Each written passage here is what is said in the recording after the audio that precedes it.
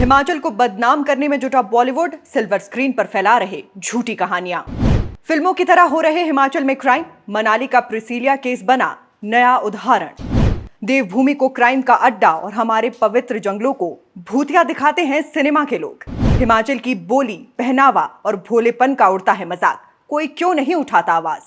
कहते हैं सिनेमा समाज का दर्पण होता है, लेकिन उस वक्त क्या होगा जब ये दर्पण ही समाज को खराब करने लगे।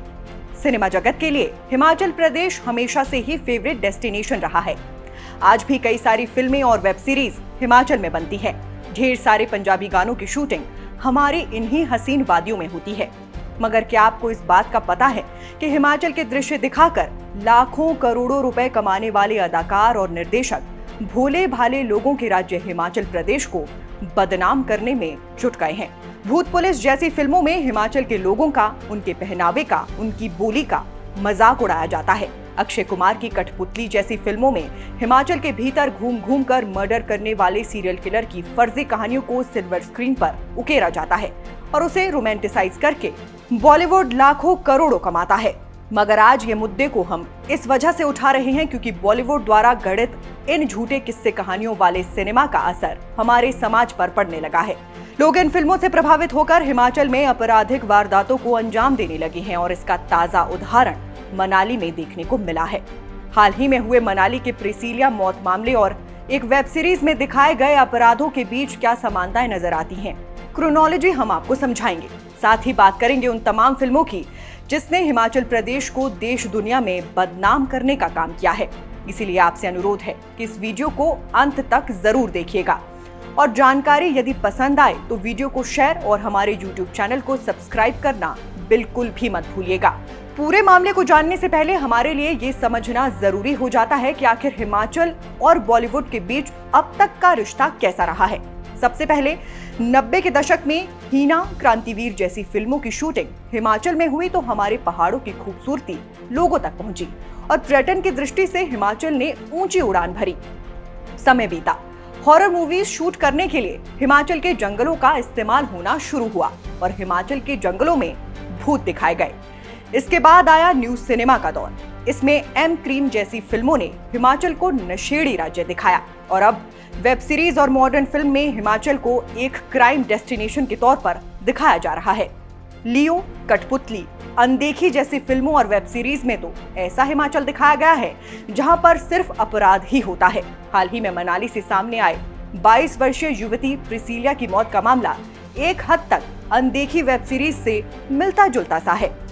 अनदेखी में मनाली के होटल में रात के समय शराबियों द्वारा एक युवती की हत्या कर दी जाती है और फिर उसे नदी में फेंक दिया जाता है। प्रिसीलिया के मामले में भी नशे की बात सामने आई है और लड़की का शव भी होटल से दूर नदी में मिला है।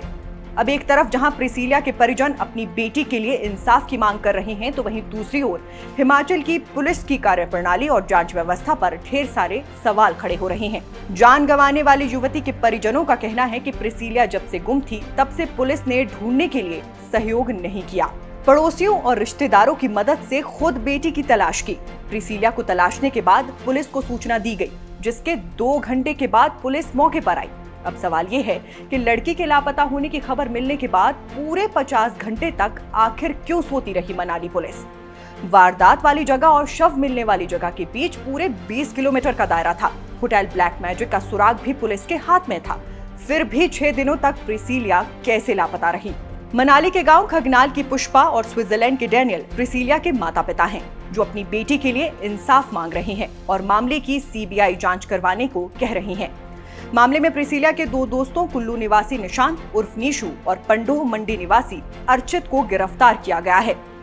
मगर ब्लैक मैजिक होटल से सीसीटीवी फुटेज न मिलने के कारण पुलिस की परेशानी और अधिक बढ़ गई है। अब सीसीटीवी की फुटेज को डिलीट किया गया है या फिर होटल वाले किसी को बचा रहे हैं, ये जांच का विषय है। लेकिन प्रिसीलिया के परिजन पुलिस की कार्यवाही से बिल्कुल भी संतुष्ट नहीं है। बहरहाल मामले की जांच जारी है और जल्द ही बड़े खुलासे होने की उम्मीद भी है। मगर हमारा सवाल प्रिसीलिया के मामले से इतर बॉलीवुड और सिनेमा के ठेकेदारों से है और हमारी सरकार से भी है कि आखिर क्यों हिमाचल की गलत तस्वीर पेश करने से इन बड़े लोगों को नहीं रोका जाता। हम हिमाचल के लोगों को ये बात हमेशा याद रखनी चाहिए कि पराजित राष्ट्र तब तक पराजित नहीं होता जब तक वो अपनी संस्कृति और मूल्यों की रक्षा कर पाता है। हम यदि अपनी सांस्कृतिक विरासत को छोड़ते हैं तो हमारा पतन निश्चित है। इसीलिए हमें भी इसके खिलाफ आवाज उठानी होगी। बाकी आप दर्शक इस बारे में क्या सोचते हैं, कमेंट बॉक्स में बताइएगा। अभी के लिए बस इतना ही। नमस्कार।